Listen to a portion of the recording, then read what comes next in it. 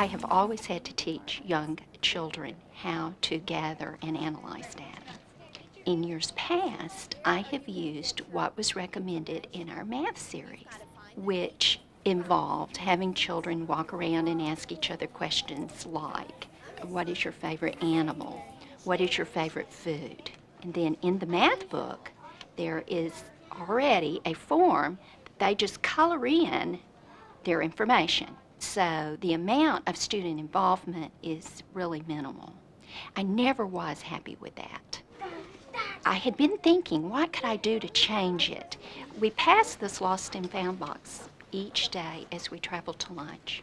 One day, one of my students commented, look at all the things that are falling out of the lost and found box. I thought, now this is authentic, and this will capture the interest of my children. What a perfect opportunity for us to connect a problem that we have at our school to this math concept that I want them to develop.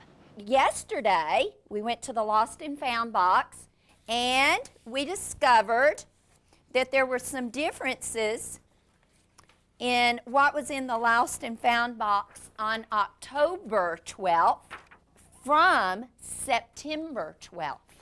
What did we discover? Lots more things in October 12th. At the same time, I wanted them to pose some questions about why what we saw happening was happening. And I want them to see that some of their predictions may end up not being true. They may end up discovering exactly why the Lost and Found ends up being overflowing at the end of the year. Do you remember some of our guesses about why there were more things in that box than there were in September? TJ, what's your idea?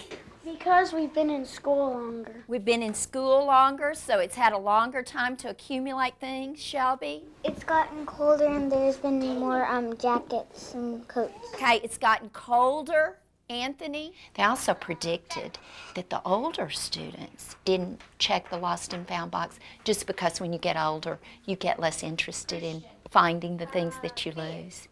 And what we started seeing was that that's not necessarily true, that some of the younger grades are also saying they don't check the Lost and Found box. Who is interested in finding out about first grade? Today in our lesson, we took a survey of kindergarten through fifth grade, and we asked the children, do you ever check the Lost and Found box? And then what the students were doing today was working with a partner to graph yes or no. Let's see what we have found. In third grade, yes was 8. It would be 7 if we didn't count the sometimes, and no would be 3, and it would be 2 if we didn't count the sometimes. Do people just stop checking the Lost and Found box when they get older? This is third grade. We have third graders checking, don't we? Yep. Let's see what first graders do. 3 never lost any, and 4, yes, they go to the Lost and Found, and then we found 12 no's. Oh, is our theory holding true? That the older you get, the less you care?